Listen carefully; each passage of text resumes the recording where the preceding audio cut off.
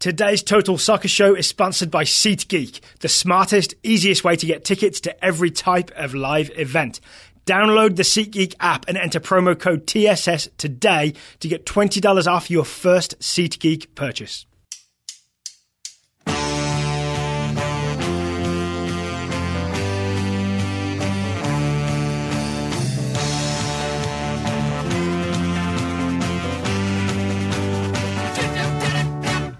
Hello and welcome to the Total Soccer Show. My name is Daryl Grove and I'm joined by a man who is ready to move on from US soccer, presidential election politics, and into watching some actual soccer. His name is Taylor Rockwell. Hello. Hello, I am, but first I wanted to go over the athlete counts. Just kidding, I don't want to talk about elections anymore. I want to talk soccer. Soccer's more fun. If you do want to read some more presidential stuff, I recommend reading Kartik Krishnaiyer on Twitter and at socktakes.com. He has some interesting takes. And Charles Boehm as well. There you go. But for reals now, let's move on to our weekend roundup. Alrighty. Okay, so we're going to do our traditional thumbs up, thumbs down, all the action we saw this weekend. It's going to be Premier League heavy, Premier League first, and then some other stuff we saw. Christian Pulisic may or may not get a mention. Likely will. He will. That would be my guess. Where in the Premier League would you like to start, Taylor Rockwell? Probably with the North London derby, if that works for you. Tottenham's 1-0 win over Arsenal, the towering Harry Kane header. It was lovely, even if Nacho Monreal, in the moment, was screaming for hands in the back. Oh, was he? I saw Wenger miming the push afterwards as well, yeah. Well, Monreal went running off that I thought he was like screaming at somebody or something had gone wrong, and I think that's what he was looking for. I watched it a bunch. I'm going to say no hands in the back, or at most, not enough to have caused an issue. I'm going to say just thumbs up for the excellent timing of Harry Kane's run, because even though he basically runs in a straight line, it's sort of like a gentle jog, and then he hits the sort of nitro boost, or whatever the equivalent of a Harry Kane nitro boost is, because he's not actually that fast. No. As soon as Ben Davies swings at that cross, right, as soon as he hits the cross, that's when Kane sort of accelerates to beat on the end of it and rises above the Arsenal defenders. Yes, and it's a beautiful goal. It's 1-0 to Tottenham. That's how the game finishes. He did have a few other chances that maybe he could have finished. Yes. Maybe he could have made this an even bigger victory for Tottenham. Dele Alli as well, right? Yes, but it finishes 1-0. And I did want to say, with that in mind, though, thumbs up to... I'm going to say thumbs up to Hector Bellerin's London accent. I watched him in Match of the Day afterwards, and it was like this weird Spanish, like London hybrid accent that I very much enjoyed. Spanglish? Yeah, sure, perfect. Actually, I think that's just a combination of speaking Spanish and English poorly. But no, in this one, it was like he got we got all 3 points. Like that was definitely one of those. 3 points. It was like it was a little bit of the 3, but it was a combination. But I focused on that mostly because I think a lot of times when Arsenal lose, especially losing in big games, there tends to be like a big breakdown, or there's a big like, oh, this didn't work, or that clearly got wrong. Wenger changed things at halftime. I think that was a mistake, but I don't think that there's so many huge issues that this is representative of a larger issue, other than just that Arsenal probably aren't as good from top to bottom as Tottenham right now. I have one issue, which is the way Tottenham play. They press you, they make you go long, essentially. Arsenal sold their target man in January and replaced Olivier Giroud with Pierre-Emerick Aubameyang, which essentially means that Arsenal now never have the option of playing to a target man. They just don't have that option off the bench. And I saw them time and again try to pass through Tottenham's press and basically fail to do so particularly regularly. And you see the alternative. There's the Trippier chance for Spurs, which is from like just a long ball, maybe from Lloris, that Harry Kane holds up, turns, passes, starts the move. You could see the value of a target man. Harry Kane's goal is maybe the best example, just a header, right? It's worth having a target man somewhere on your books. Aubameyang's not that. Lacazette is not that. He's not. They are not, excuse me. And then I think the other key component here is that thumbs up to Mauricio Pochettino for figuring Arsenal out a little bit. I think you're absolutely right. He knew there wasn't going to be that target man. He knew that they're going to therefore have to try to play on the ball on the ground through the middle, or most likely through Mesut Ozil. And what I thought Pochettino did really well was essentially focus on going down Arsenal's right-hand side, Tottenham's left-hand side, which is where Ozil would have been. That's where the cross comes from, and Ozil's not there defending Davies in my memory. No, because that's second half, and they've changed it by then, basically, because I think if you watch the first 15 minutes, Son comes down that left-hand side, Tottenham's left hand, Arsenal's right hand, maybe 3 or 4 times in the first 15 minutes. Like, he's just played in over the top, and it's because they're in that back three. They're not in really a comfortable position to handle that, and basically what it means is that either Ozil has to drop all the way back to help out when Tottenham come down that side, or he stays forward, but now there's gaps in behind. And so basically it felt like he kept having to decide one way or the other, and it kept him from basically being able to play much in terms of attack. So then I think they made that change at halftime. He being Ozil. Yes, and so I think they made that change to a back four at halftime to try to not have him have to come back all the time. Well, but he didn't. But then, and this is where I think the match of the day analysis was, that then when they have a back four, they're very narrow. That gave space out wide. That's why you have the wide open cross for the goal. Final ray of light maybe for Arsenal fans. I actually thought Jack Wilshere put in a decent performance. Reminded me why I was so excited about him when he was a younger man, before I found out about all the cigarettes. But there was a great through ball to Aubameyang, which on the replay looks to me like it was very much onside. This game could have started with Wilshere, clever through ball to Aubameyang 1-0. And instead it ended up with him scrapping with Eric Lamela as the full-time whistle went. Yeah. So he's still got some fight in him. That's thumbs up? Yeah, I think so. It was weird, and this is something that maybe people have been talking about for a while, but I have not, so I will do it now, is that this was one of the first times, maybe because I'm not a Tottenham fan, that it felt like maybe that relationship or dynamic had changed a little bit, where I feel like there were times in the past... The North London? Yeah. There were times in the past, thank you for clarifying that, that it was like Spurs had really exciting individual players that kind of made up for absences in overall quality that Arsenal had. Whereas now I feel like Arsenal have some very big pieces, but you look at Spurs and you've got a whole squad that seems to know exactly how to play together, exactly how to execute a game plan. It's a team built for a system. Exactly. Yeah. And I think that's why it shouldn't be surprising to see Tottenham getting the results they do. That's why you're seeing tons of think pieces about how St. Totteringham's Day might be at an end. Oh, dear. Okay, Arsenal fans, it is safe to come back now. Uncover your ears. We're going to talk about the rest of the Premier League. Let's do it. Where would you like to go next, Taylor? Lead us around England. Maybe we'll stay on Saturday, talk about Man City Leicester. Let's do it. Okay. Can I say thumbs up to Kevin De Bruyne's Robocop type targeting system? Okay. We both went with an analogy here, or... something. Metaphor, maybe? What's your analogy? Let's preview both. Thumbs up to Kevin De Bruyne's Marco Echeverri impression. Okay, that's because pretty good. I know there are many other players who have done this, but there's a highlight video. I think that's very kind to Marco Echeverri. I'm fine with that. Yeah. It comes from a highlight video from the 99 season, I think, where he plays a ball that splits four players. And the commentator, for DC United. Yes, and the commentator says that ball had eyes. Yes. And that is where that quote has always stuck with me. I'm sure it's been said elsewhere, but that is where it stuck with me. And that will always be with me whenever I see a player do the things that Kevin De Bruyne does, where he's just like, oh yeah, that's where it goes. And just puts it perfectly in a way that I don't understand how he could possibly see that gap and gauge how everybody else is moving. And with that in mind, I think the targeting analogy works better. Yeah, mine's more of he's a sort of a man-machine police officer robot hybrid. I mean, yeah, but with the... hat trick of assists. But with the targeting system of artificial intelligence where it can calculate all the different velocities and the change in direction, how much force that's going to take, knows exactly how to put that ball where it needs to be. And you're going to hate me for this, but just like Robocop, he's got 3 prime directives. 1, serve the ball in fast. 2, produce content for the internet. 3... uphold the lead. Thank you for your cooperation. Does he also have a secret directive that could go wrong at any given moment? He's not allowed to self-destruct and ruin Pep Guardiola's season. That's basically it. He can't hurt his owner. So can we talk about the first goal? Because it's important, because it's Raheem Sterling finishing at the far post, sort of how he failed to do against Burnley. That ball from De Bruyne, he sort of puts it in the corridor of uncertainty. But normally that's a simple square pass when you do that, right? He does it from really deep out, from almost like David Beckham crossing distance. Beckham used to cross from very deep and lands it, sort of bends it around the defence, and it's almost formed a right angle and then landed with Raheem Sterling. Listeners can't see, but I'm pointing at Daryl and shaking my pen, because that's the thing that makes it Beckham-esque to me, is that it's from distance, but it's the bend that you can't really anticipate if you're a defender or the goalkeeper. Because it shouldn't be possible. And the way it's whipped with that velocity that I think Raheem Sterling, even though it is technically a tap-in, he does really well, because not only just to get it in the back of the net, but also he adjusts his body, and I think ends up taking it with the inside of his left foot. I think it's more like his shin. Either way, it still to me is that he doesn't try to just force it and try to get some body part on it, that he adjusts. Yeah. But it's still Kevin De Bruyne, again, seeing space where there really is no space in that moment. There's just Leicester defenders. Yeah, he somehow finds it. That's why it's really Robocop to me. Yeah, but it's knowing in 2 seconds that space will open up, and that's how you've got to hit it.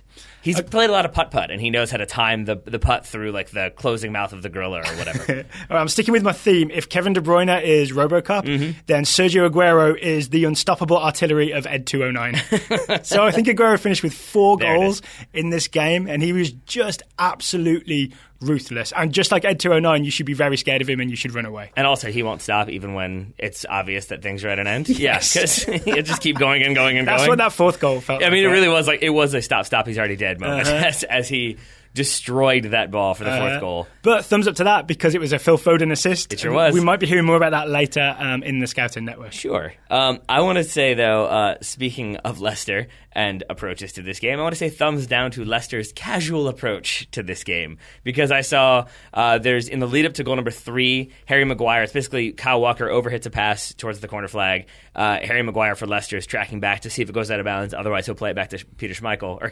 Schmeichel. Peter Schmeichel would be weird. Kyle Walker, who missed... But maybe better, based on Kasper Schmeichel's performance today. He had a rough one. Kyle Walker chases that ball down and puts Maguire under such pressure that he's forced into a bad back pass. That's the first time that you see Schmeichel give the ball away, that it ends up leading to the third goal, and then for the fourth goal, he just gives it straight to Sergio Aguero. Not ideal. I've got thumbs down Kasper Schmeichel for temporarily forgetting that he is no longer a Manchester City player. Because I didn't think about that. He gets the assist to Aguero for the hat-trick goal. It's like when Teddy Sheringham came off in the Manchester derby and went to the wrong bench when he was playing with Man City. Yeah, it's like that. He just momentarily forgot. Final thumbs up, actually for a Leicester player. Thumbs up to Jamie Vardy. He scored the equaliser, made it 1-1, for giving Aymeric Laporte a welcome to the Premier League. Okay. So this is it's a misplaced pass from Otamendi.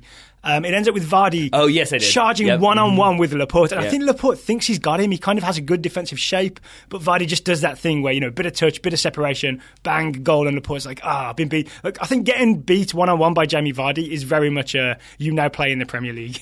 All the best. So I know the player exactly what you're talking about, but I wasn't so focused on what was happening on the field, because if you look down at the very bottom of the screen when Otamendi misplaces that pass, Guardiola's hands immediately go over his face and he just stands there, and as far as I could see, does not react even when that goal is scored, because it almost is to the point, again, like Kevin De Bruyne, where he just knows, like, well, they're going to score this goal now.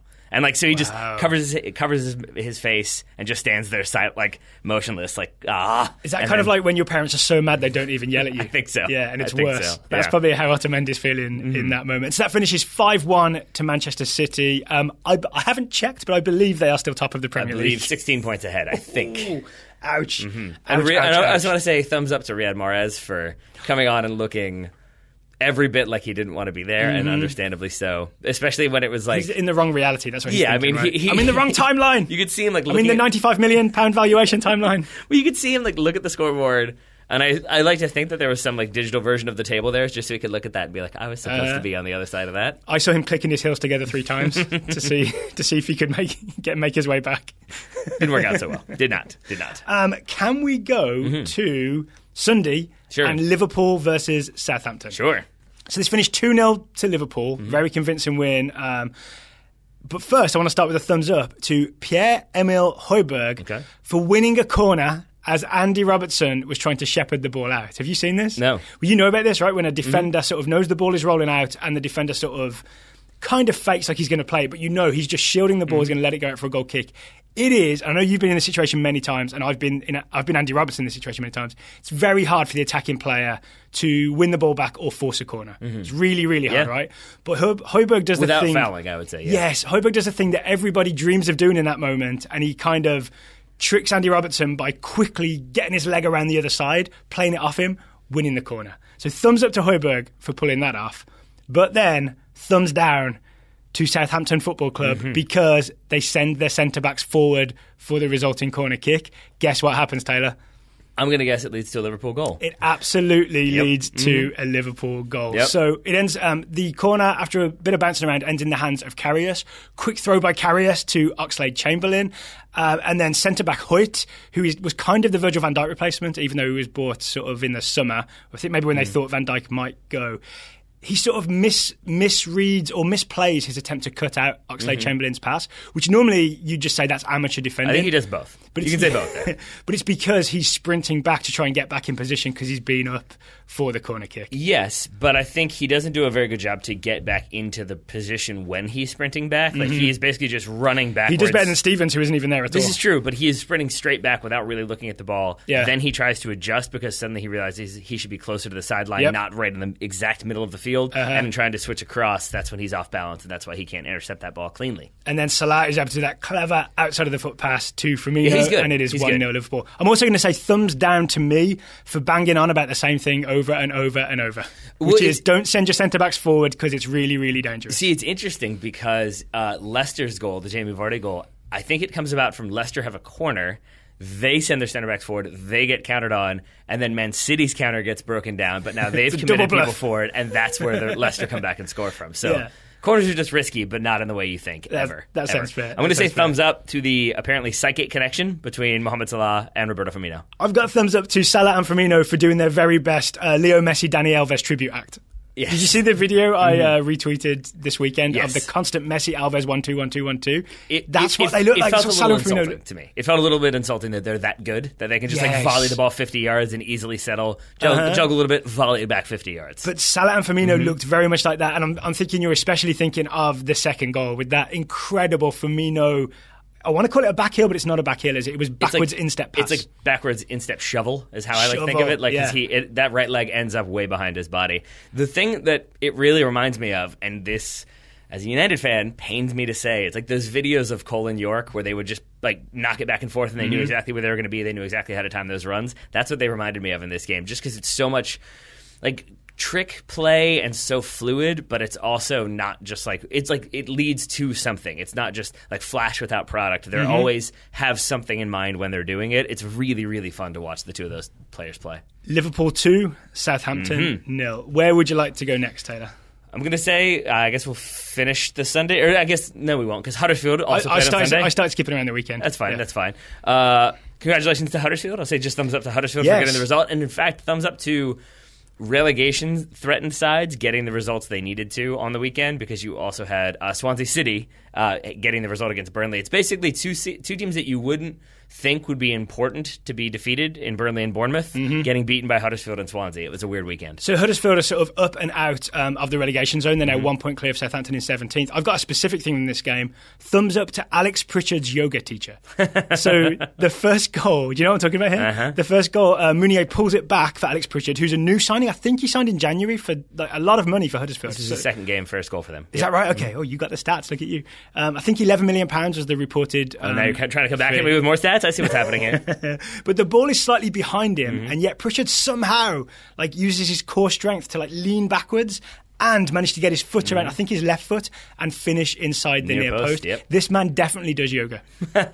It's a good one. I do want to say thumbs up to Mounier as well. Or not, pronounce it properly for me? I think Mounier. I may have it wrong. I keep wanting to call him Mounier because of the Belgium left back. Is it Belgium? Or PSG or whomever, Mounier? Steve Mounier. Thank you, yeah. But in this one, I want to say thumbs up to him for getting the brace, but then I thought impressively not forcing his way into taking the penalty to get his hat trick. I don't think happily, but he begrudgingly gave up the penalty, and Huddersfield get the result. Fine. So it was Huddersfield 4, Bournemouth 1. A final thumbs down in this game to American midfielder minutes. Yeah. Danny Williams on the bench the whole time.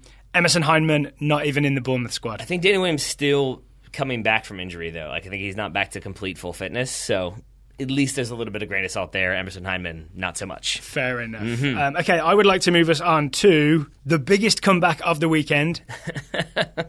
It's SeatGeek, returning sponsor. SeatGeek, they were with us till the end of 2017. They took January off. SeatGeek are back as a Total Soccer Show sponsor, and we welcome them. Yeah, they embraced the winter break model of the Bundesliga. Yes. That's what happens there. SeatGeek winter break, but they're back. That's right. SeatGeek buying tickets to sports and concerts can be complicated and confusing, but there's a better way to buy with SeatGeek. And so, Taylor, we've been looking around SeatGeek, and I believe you happened upon an event that you are interested in attending. I can't say I'm as keen, and I think that does not surprise me. This may be a transatlantic split in taste. I'm not sure how keen I am, but my 3-year-old nephew likes cars and trucks, likes seeing things get crushed, so the Monster Jam, the Monster Trucks are coming to town, maybe using SeatGeek to get some tickets to that. All right, so explain, is it Monster Jam or Monster Trucks? Or it is Monster Trucks. They compete in Monster Jam, I believe. So how do trucks compete against each other? Well, first of all, they got to have individual personalities, yeah. Which is a joke, but not really, because they do all have their own designs and whatnot. I've seen one with arms on the front. That would be Zombie. Okay. I think. Do Zombie's arms come off?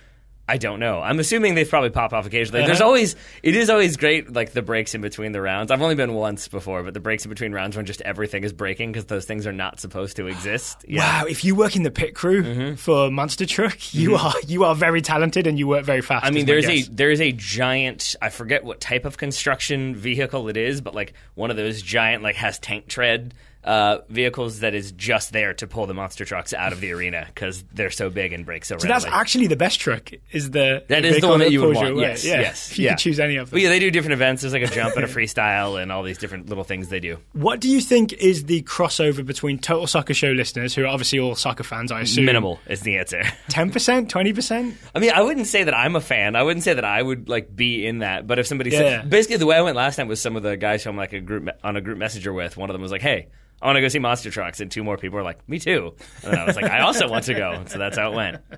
It is not a thing that I would ever like put on my calendar, put it that way. Fair enough, but you may be about to, and you might use SeatGeek to do it. If you do, you need to download the SeatGeek app, which I know Taylor has already done. Then you go to the settings tab and you enter the promo code TSS. Enter TSS today, you'll get $20 off your first SeatGeek purchase. Thank you to SeatGeek for sponsoring today's program. Thank you to Daryl Grove for referencing Zombie, because now I'm wondering if like there's like a tiny chance that Daryl is actually like secretly a huge Monster Trucks fan and just doesn't want to, because everybody would go Gravedigger. I'm surprised you didn't go Gravedigger. That's the famous one. I'll never tell. See, here we are. I'm going to go. There's definitely a Scooby-Doo Monster Truck poster in your house somewhere. That's all right, you seem far too happy. So next game we're going to talk about is Newcastle United 1, Manchester United. If we're not talking about elections, I'm happy no matter what. Yes. I'm going to start with a thumbs up, not to Matt Ritchie, goal scorer, but to DeAndre Yedlin. It's fair. Goal saver. So the first moment I saw from Yedlin was his recovery speed when he tracked Alexis Sanchez down and got there first, kind of like Will Smith in one of the opening scenes of Men in Black. Tracked him down on foot and got a sort of a left-footed slide tackle in there. Is that what he chases down? He does, yeah. And if you rewatch this, Yedlin had kind of let Sanchez, he'd forgotten to mark him over on the Manchester United left, Newcastle's right.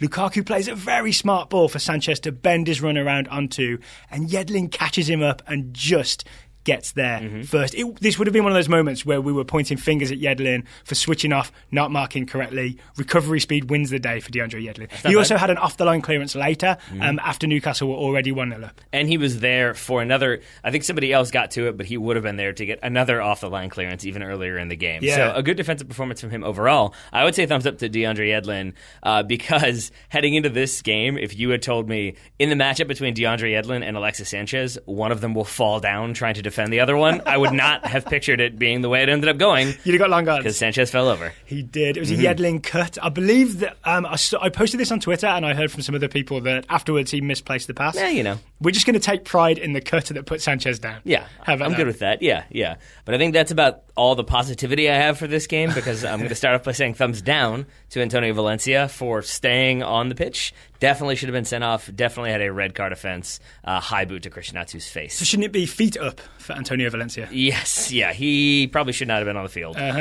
So that wasn't great, and that was kind of representative of United's overall defensive efforts, I would say. At least Antonio Valencia wasn't faking it, as a certain Chris Smalling was. That's what I've got. Yeah, thumbs down to Chris Smalling for heavy touch, a dive, a yellow card, and conceding the free kick that led to the goal. All bad things from your centre back. All bad things. Phil Neville had a lot to say. I saw you showed me this. It was on Reddit. He was essentially talking about Phil Jones and Chris Smalling's almost total inability to play the ball out of the back, which just felt very old-fashioned and not very modern Premier League. It did not. And I can't remember if it's included in that clip or if it cuts out there, but in the full show, Alan Shearer then points out that Mourinho in other games has been screaming at De Gea to make sure he distributes the ball wide to the center back, and in this game there was no emphasis at all on getting those two center backs wide. He didn't say anything, which to Shearer made it very clear that Jose Mourinho does not want his center backs to have the ball. So he's got no faith in Smalling and Jones to play it out. Should we make a prediction that Man United will spend big on a ball-playing centre-back this coming summer? It seemed absolutely desperate. They bought Eric Bailly and Victor Lindelof. It's just Eric Bailly injured. Lindelof has taken longer than I think they thought, but they also still have Marcos Rojo. So there is a lot of question marks hanging around that defense, but there's definitely a lot of work to be done. And really, if they hadn't just given him a contract or a contract renewal, this is about the point where I would think this is usually where the wheels start to come off for Jose Mourinho with clubs, because suddenly it didn't look like the defense was that organized. It didn't look like there was much cohesion in attack. They've just but they've brought in a lot of big name player on a big name salary, or a big amount salary, and he isn't performing well. It just feels like everything is poised for a little bit of a breakdown. We'll see what happens. I think it'll work out okay, as in Champions League qualification, but not title challenge. I think they finish fourth. So that's Champions League qualification. It is. I think it'll be closer than it probably should be. But it was a very disjointed performance, and I know people look at the attack and think they've got all these players in there. Why aren't they scoring goals? If you can find that clip from Match of the Day, it's very good at explaining why United aren't able to consistently get the ball into good options coming out of the back. I do like that Jose Mourinho was quite conciliatory and polite, that essentially Rafa Benitez out-tacticked him. And he just said, I think someone asked him if Newcastle were lucky, and he said, yeah, but you make your own luck when you sort of play consistently. Yeah. That's a paraphrase, but that's basically it. I mean, they definitely had moments where you could say, like, oh, United were unlucky to score, Newcastle were lucky not to concede. But yeah, when you look at the game plan, and you're always constantly getting bodies in to block the ball to, like, cause difficulty when the players are shooting, it speaks to tactics and training rather than just like, oh, we're luckily throwing our bodies on the line at exactly the right moment. Also, it's worth noting that a Jose Mourinho versus Rafa Benitez game, you should probably never go to that game. Nope. Or at least never invest time in that game if you were neutral wanting entertainment. Especially if you're Jose Mourinho. I think it's outside of Pep Guardiola, Rafa Benitez has handed him the most losses of any manager in his career. It's because he sort of out Mourinho's Mourinho in terms of setting up to negate the opposition. Yep. Yeah. Oh, the beautiful game. Not always. In an ugly way, Not always. Can I give a thumbs up to Big Sam? Sure. As I want to do many times. So Everton beat Crystal Palace 3-1. Big Sam figured something out. You know, he's been having that problem of like too many number 10s and like Rooney's a little bit slow. So against Crystal Palace, Big Sam put Wayne Rooney at defensive midfield alongside Idrissa Gana Gueye and put Tom Davies as the attacking midfielder. All right. So it gave Everton a lot more energy. It gave Rooney a spot where he could sit a little deeper and spray the ball around. The result was a 3-1 win for Everton Football Club. How about that? There is the old video, I think it was a Nike video, when Rooney and Tim Howard were still with Manchester United, of Rooney dropping into goal because he's frustrated by the way his team is playing. Maybe that's what we're heading towards, is Rooney just slowly moving further and further back until, eventually he's a goalkeeper. Till he ends up back in the Everton crowd cheering for the team. Maybe also that, yeah. I've also got a thumbs up for Nick Pope, the Burnley keeper. Burnley lost 1-0 to Swansea, but have you seen the Nick Pope save? Mm-mm. So it's one of those sort of last-second deflections, right? So Tammy Abraham heads it on. Jordan Ayew for Swansea redirects it back the other way. And Nick Pope, even though his body weight is going one way, he switches weight mid-air. He's got the same yoga teacher as Pritchard, I believe. One-hand save. Listeners, if you can't tell, Daryl is acting this out. Just because I'm imagining they're going to wonder why suddenly you're over here and then back over here. It's good. You should listen in stereo. Much better, today's show in stereo. So you really see him sort of go sway one way, then the other, and then do the one-handed save. And not just the one-handed sort of touch it and parry it down. He one-hand catches it bounces a little, then he catches it on the bounce. He's like an NFL receiver with the most impressive catch of the season. More impressive performance, his performance or Newcastle, the new Newcastle goalkeepers whose name I cannot remember? I'm going to say Nick Pope just on this one. Okay. Yeah. All right. How about that? I've got a couple more. Thumbs up to Chicharito for scoring another owl neck goal. Okay. You know, there's goals where Chicharito just seems to twist his head in sort of a number of degrees that should not be possible in a human, but is very possible in an owl or someone possessed by the devil. How long did you put into coming up with this analogy? 30 seconds. Okay. West Ham 2, Watford 0. Great Chicharito owl goal. I just really enjoy the idea of Daryl sitting in a room, like moving his head back around, trying to figure out owl. Owl's the way to go. I had Shannon sort of measure the angles of how far a human neck should go. In the same game, thumbs up. West Ham 2, Watford 0. Thumbs up to Marko Arnautovic for walking the walk as well as talking the talk. Okay. So you are familiar with the concept of Marko Arnautovic. The concept of Marko Arnautovic? In that he loves to dribble, does not like to pass, loves to demand the ball from his teammates and get angry when they do not pass to him. So that was his game again today. Lots of dribbling, no passing, always demanding the ball. He scores the second goal after demanding the ball in this one phase of play a conservative 50 times. All right. Not receiving it. Eventually, it bounces in the box to Arnautovic after he's been like pointing at his feet for what feels like 20 minutes. One touch, settle, bang, goal. He just absolutely sort of kept saying, if you give it to me, I'll score. If you give it to me, I'll score. And he did the business when he got it. I'm surprised to hear you praise this, because usually you're not a big fan of people I would not the want to be on the same team as Marko Arnautovic ever. Okay. But I'm at least impressed that he didn't sort of do that and then miss, right? You got to back it up.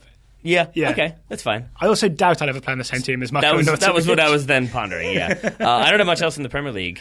Neither do I. Shall we move to Europe then, specifically to Germany?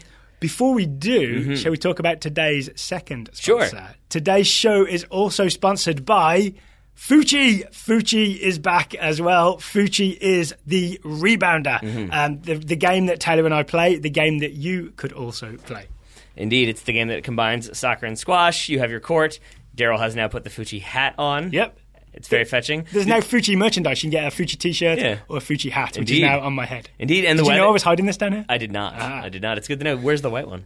Do you also have the white one down there? Was it a game time decision? It's in the cupboard. Okay. Sorry. I didn't. I mean, FUTCHI, you play to win, right? You don't do your teammate favours. I don't think I've ever seen you wear a baseball hat. No, it's new. It's new. It's weird. It's a weird look. I don't know how I feel about it. But it's a nice hat, so that works out. So if no one's ever heard of FUTCHI before, Taylor, how does it work? Yeah, essentially, you soccer and squash, like we said. Yes. You've got the court that they give you. You basically have the string that you use to make a court. You play the ball into the net, ball rebounds. You can play against yourself to improve your skills, as maybe some people should. You can play against a teammate or an opponent, however you want to look at that, or a group of people if you want to get a more social event going on. So if someone was using this to improve their technique, which player would you recommend should get a FUTCHI? I'm going to say Chris Smalling or Phil Jones, one or the other. Interesting. Yeah, because I think there's a chance that both of them don't stick around Man United much longer. But if one of them or both of them want to, they definitely got to improve their ball playing abilities. So I think FUTCHI could definitely help with that, or their decision making abilities. I think Chris Smalling, he could just use it to practice his simulation. He could just run up to the FUTCHI net, hook his foot underneath the hook that keeps it in the ground, and then trip over and keep doing it until it looks convincing. Yeah, I don't like that idea at all. I like the idea of him not taking a super heavy touch that then necessitates diving because he knows he's lost the ball. I see. So maybe FUTCHI would help him not take that heavy touch. I'm be a little bit more up on his toes. I'm going to send a FUTCHI to Alexandre Lacazette. Okay. Did you see the chance he had towards the end, the first chance he had to equalise against Spurs? And he kind of leans back and volleys it way over. Like it was maybe 3 points. That's the thing you can't do in FUTCHI. You've got to keep that ball low so that you hit the net. It's a big part of the FUTCHI technique.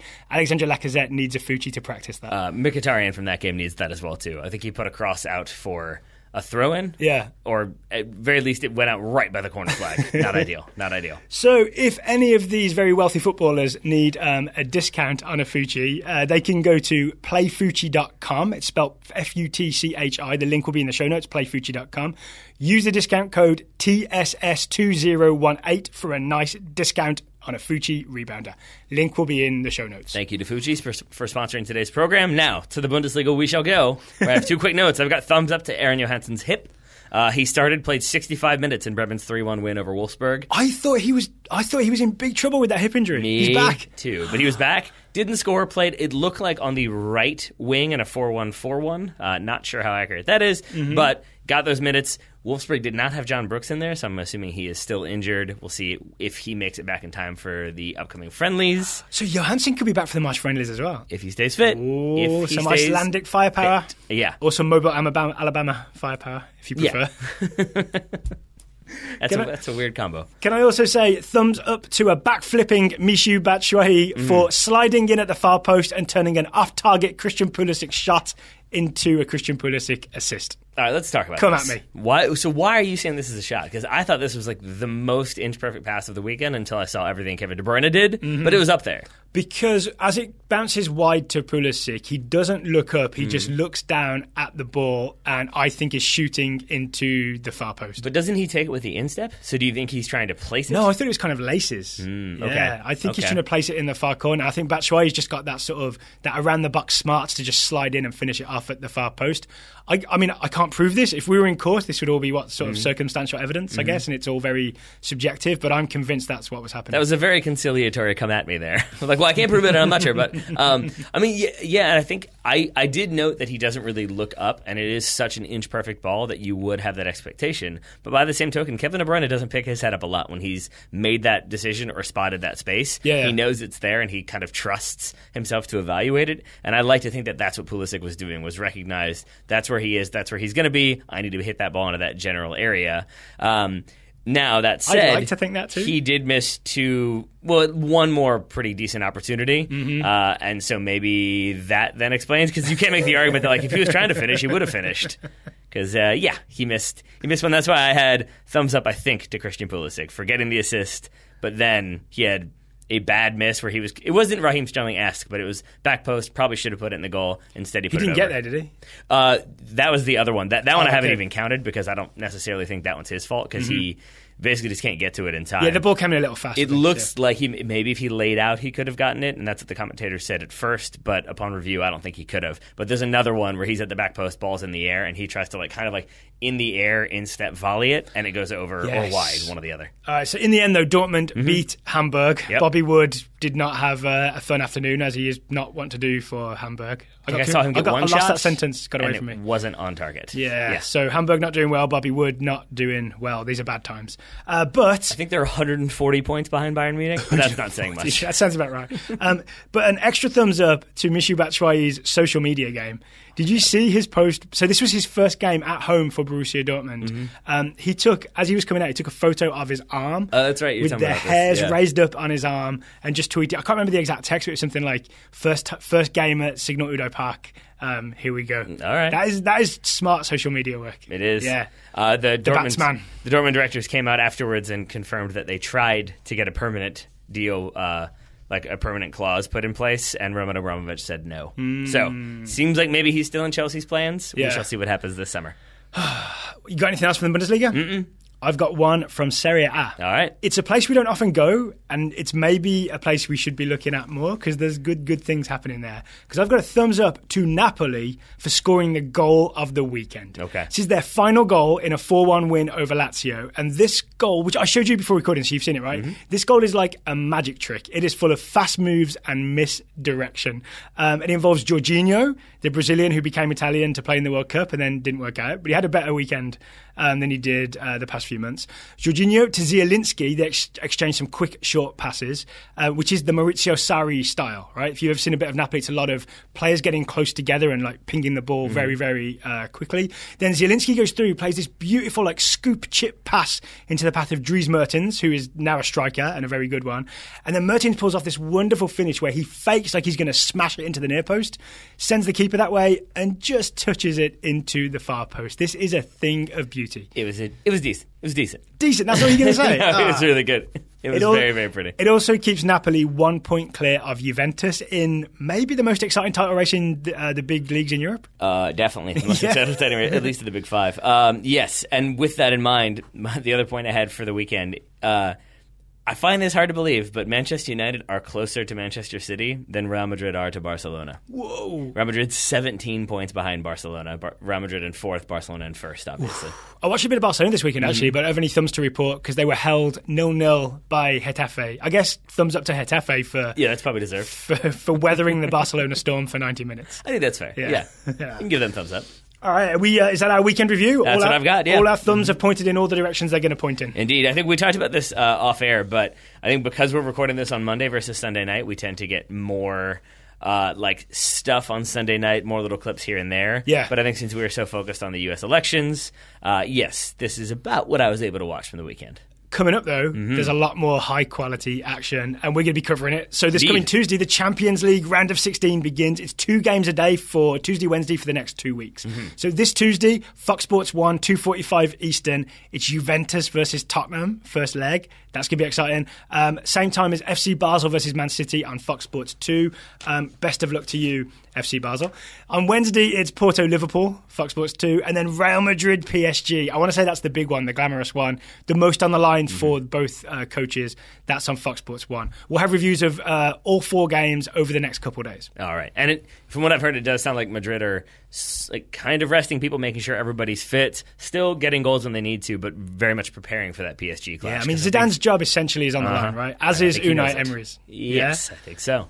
Yeah, that is safe to say that I would venture to... I think I predicted that a while ago, that whoever loses this one ends up getting fired by the end of the season. You're not wrong. You're not wrong. Well, instead of Weekend Review, shall we move on to the Total Soccer Show Scouting Network, my friends? friend? Which side of the page are we starting on? Michael Curry scouting Haji Wright. Does that work for you? It does. 19-year-old... As long as it's good news. Yeah, not so much. Haji Wright, 19-year-old American attacker on loan at Sandhausen from Schalke. We know Haji. Haji has not featured for Sandhausen in 6 straight games. He was on the bench this weekend, which is an improvement. Michael did some digging and found an interview with Sandhausen's manager, who indicated that Haji is still very young, but needs to improve his work rate in order to justify regular selection. This is not the third time I've heard the manager say this. Most of the comments Michael has seen from Schalke fans have also focused on Wright's work ethic in games, as well as Sandhausen fans who've watched him in his reserve league games. Come on, Haji. Don't let it slip away. Yeah. Don't let it slip away. Next report is from the Reverend Joel Tolbert, who is scouting Chris Goslin, who is not a Reverend, but is a 17-year-old American number 6 for Atlanta United. The Reverend Joel Tolbert says Goslin will mostly be with Atlanta United 2 for the majority of the season. You mean ATL UTD 2? I do not, because we heard from some Atlanta fans that essentially ATL is just short for Atlanta, and so even though it's branded oddly with the three letters, they're just called Atlanta United 2. And UTD also? Okay. Don't start with me. Goslin will mostly be with Atlanta United 2 for the majority of the season and has intentionally gained pounds and inches in his upper body this off-season to be ready for the tougher competition. I think that's just what happens as you grow up as a teenager. Yeah, but you can identify that you need to maybe get a little bit stronger, a little bit more capable of knocking people off the ball, especially if you're about to go into USL. I didn't see the video, but I did see a report that somewhere in a preseason game, Goslin shouldered someone and knocked them to the floor in preseason. Did you see that? I did not. I heard about it because we did get a report about Andrew Carlton, which will be on tomorrow's show. I see. And in that one, Chris Goslin apparently bossed the midfield. So there you go. Colin Marshall scouting Conrad De La Fuente, the 16-year-old American attacker for Barcelona Juvenile B. Juvenile B. Juvenile. Jim Broshaw says we should pronounce it. Sure. Conrad. He also thinks it's pronounced Prima. I think once you go down that road of constantly being like, it's got to be exactly right, then every time you mispronounce something. I think you don't get the tweets. That's fine. My point is simply that if you're going to do the Juvenile... Go ahead. Juvenile. Okay. Then now every time you got to hit it right, otherwise you're going to be in trouble. Conrad scored the game-winning goal from a free kick in the US U18's friendly against Costa Rica. He started as the number 9, but was moved out wide later in the game. After the match, Will Parchman tweeted, Conrad De La Fuente is really good and is probably the best player in the pipeline that people aren't talking about enough. All right, let's get on that Conrad De La Fuente bandwagon. I think we've been there, given that we're getting scouting reports about him. William Hagens is scouting Brandon Savagna, the 18-year-old American central midfielder for FC Dallas.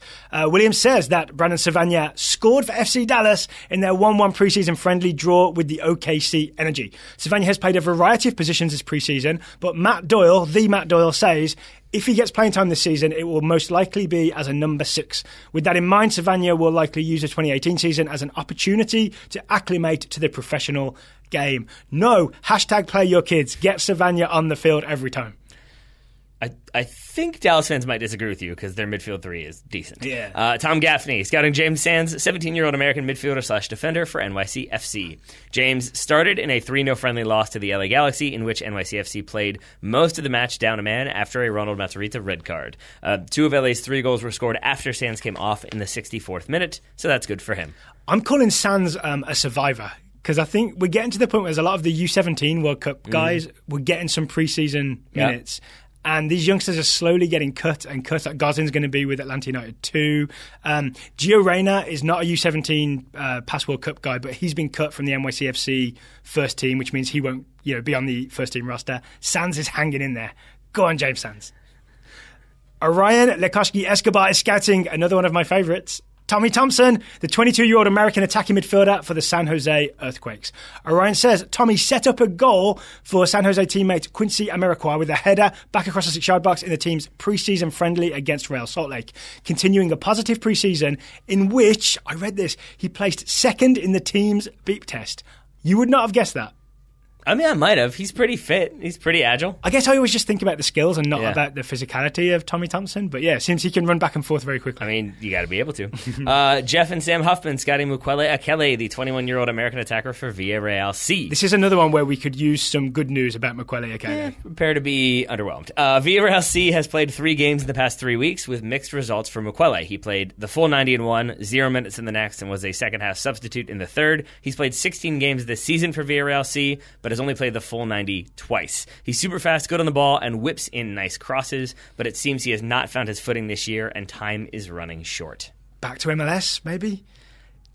Was he ever with them? He wasn't ever with MLS, Back right? to the United States. Maybe. Okay. Yeah. George Nisbet is scouting Pablo Muffio, the 20-year-old Spanish right-wing back for Girona, I believe on loan from Manchester City.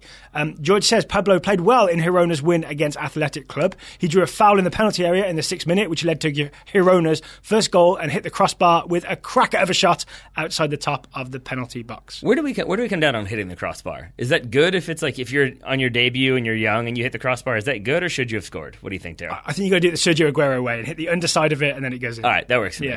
I'll say, going back to Mukwele Akele for a second, though. Yeah. Netherlands, doesn't that seem like it would be better? Because if he's all about like speed and passing and technical ability, you kind of want to continue to develop that, I think. So maybe go to the Eredivisie, go to the Eerste Divisie if you want to. Or maybe like a lower down the table, like Groningen. Yeah. I'll look at the table, Groningen will be third now I've said that. But you know what I'm saying? Never know. Like one of the not so big Dutch teams would be great. Yeah, that's what I'd say. Meanwhile, Ryan Marzak scouting Josh Onoma, the 20-year-old English midfielder on loan at Villa from Tottenham. The English Modric hasn't been playing much lately. He's made 3 substitute appearances in the last 3 matches. Villa currently sit 3rd in the Championship, only 1 point behind Derby for automatic promotion to the Premier League. Since Ryan sent that scouting report, I believe Villa beat Birmingham City in the Birmingham Derby. Villa are now 2nd in the Championship. They are above Derby. Is that the Second City Derby? Is that what it's called? Or is that what people tend to call it when they can't think of another way to phrase it? I bet, actually, probably people do call it the Second City Derby. I'm not 100% sure, because it doesn't involve Wolves, so I don't care as much. Well, there you go. Speaking of Josh Onoma, you know I was calling him the English Modric? What I've realised is the guy he's actually up against for a spot in the Spurs first team is Dembele, who has his own Modric-type quality of holding onto the ball and getting out of tight spaces, right? So that's who Onoma's got to be better than, eventually. Yeah, it's still, I feel like he's not quite the same. Dembele's not quite the same player overall, though. No, but they've got that quality of, you can't tackle me, I will just turn and turn and turn in circles, and eventually I'll get away. All right, I'm with you. Know what I'm saying? Yeah, that makes sense. All right, next up, Ryan Marzak is scouting Pione Sisto, the 22-year-old Danish attacker for Celta Vigo. Pione Assisto, that joke still makes me laugh, has officially been passed by Lionel Messi for the La Liga lead in assist. It was good while it lasted. It really was. But he's still getting... I'm kind of disappointed by that. He's still getting plenty of minutes for a Celta team, currently in 9th place, trailing Sevilla by 2 points for Europa League qualification. That's the inevitability of La Liga right there. It's like, oh, this guy's doing well. Oh, no. Somebody from Barcelona Madrid win. Yeah. Got it. Cool. There's going to be like someone leading the league in headers, defensive headers, and eventually Messi will catch them too. Somehow. Yeah. He'll just have one game where he gets like 65 in a row. He's hacked the La Liga computers. That's all it is. Turns out Messi's actually not that good. He's just hacked all the stats stuff in Spain. You heard it here first. Email to Daryl@TotalSoccerShow.com. Christian Daprich scouting Maxime Lopez, the 20-year-old French midfielder for Marseille. Maxime played the full 90 in Marseille's 9-0 win over Bourg-en-Bresse and assisted on Lucas Ocampo's goal in the 48th minute. He also apparently upgraded to wearing number 7, although Christian cannot find any news of an official number change. Is Bourg-en... That's not a Ligue 1 team, I'm going to assume that was like a Coupe de France or something. It's got to be a cup. Yeah, okay. So maybe that's his cup number. Yeah, also, sure. So, because like Mkhitaryan did that, right? Where he's got different numbers for different competitions. Yeah, there you go. Jonathan Holmgren is scouting Alex Iwobi, the 21-year-old Nigerian attacker for Arsenal. Jonathan says Nike released Nigeria's new home kit for the 2018 World Cup, and Iwobi features prominently in the campaign. Have you seen it? Yes. Those jerseys are amazing. That's the highlight, says Jonathan. Yeah, don't they call back to the 94 Nigeria jerseys? So Jonathan sent 2 different reports. One was more in depth about the jersey and a call back to 94, a call back to the Olympic team, but then he sent a much longer one. Rashid Yekini, 94. Sure. Yeah. I would, okay, that works for me. I always go JJ, but was JJ around in 1994? Was that 98 was his tournament where he I want to say 98. did big things? Yes, but then Jonathan sent in a much more detailed report about the North London Derby. Okay. The low light would be the North London derby. Yeah. Iwobi came on in place of El Neni, but looked unsure of what to do when he received the ball. Played in an unfamiliar role as a roaming, somewhat central midfielder. He misplaced several passes and was easily dispossessed by Dele Alli. Given the additions of Aubameyang and Mkhitaryan and the fact that Arsenal have Lacazette, Ozil and Welbeck, Jonathan isn't sure what Iwobi's role for Arsenal will be going forward. You could say that about a lot of Arsenal players. You really could. Will Hurston scouting Ryan Sessegnon, the 17-year-old English left winger for Fulham. The future. There's much future for England. It's good times. Much future, much good, much trophy. Hooray! Much hooray. Sessegnon was voted January's Championship Player of the Month and spent his first match of February dueling with proud puppy owner Eric Lee High in a 2-0 home win against Nottingham Forest. Ryan's time in defence seems officially over, which is good for Fulham, given that Sess's 11 goals lead the club and put him in the top 5 of the Championship. Says Will, not bad for a 17-year-old who was playing fullback until Thanksgiving.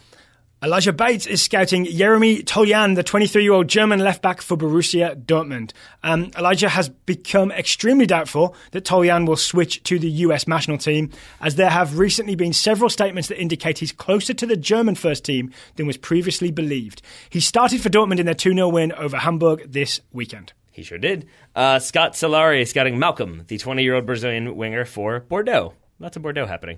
Marseille was before. I got confused by Marseille and Bourg-en-Bresse, but we're talking about Bordeaux and Malcolm. Malcolm started at right wing in Bordeaux's recent 3-1 win over Lyon. That's a big win. He earned and scored a penalty, with emphasis on earned, given that he flopped to earn the chance, and got the MLS assist for the opener. He's been linked with a summer move to the Premier League after being heavily linked with a winter move to the Premier League, with an estimated price tag of around 40 to 60 million euros. I think we're going to be hearing a lot about Malcolm in the nearish future. Especially if he makes that Brazil national team this summer, then that price tag goes up. Zebu A is scouting Lucero Cuevas, the 22-year-old Mexican striker for Chivas. Cuevas continues to torment Liga MX. She has 5 goals in her last 3 games, all of which were victories for America, who now sits second in the table. The pick of the bunch was a beautiful outside of the foot lob. Zebu hopes La Luz, is that what she's called? La Luz can keep up her form until April and earn a call-up for Mexico's, quote, friendly, unquote, with the US national team. Mm-hmm. Patrick Dost scouting Jonas Kubler, 19-year-old German defensive midfielder for Schalke. Schalke, just stop with the teenagers. Lil Yanni, as Patrick likes to call him, picked up a ligament injury during the winter break and wasn't involved in the Schalke U19's 2-0 win at the Cologne U19s. Wills Green is scouting Phil Foden, the 17-year-old English midfielder for Manchester City. I saved it till last just to make you happy. Wills said Phil made his long-awaited return to the Man City squad after injury in the 5-1 romp over Leicester City. Came on as a late sub, played left wing and got his first professional assist, setting up Sergio Aguero's 4th goal. I'm going to say he definitely gets the technical assist. I feel like setting up is like... He gets like 1% of the credit for that goal. Like Sergio Aguero gets 99%. He cut, then he saw Sergio Aguero wide open, then he passed it to him, and he knew what would happen next. And he does ride a challenge. I think he gets hit on the hip there and still stands up. There are plenty of 17-year-olds who would have just lost the ball. This is true. Yeah? Very true. Very true. That's why Phil Foden plays for Man City. Before we go, just one thing I want to say, kind of related to the US soccer presidential election, if you'll indulge me for 1 minute or so.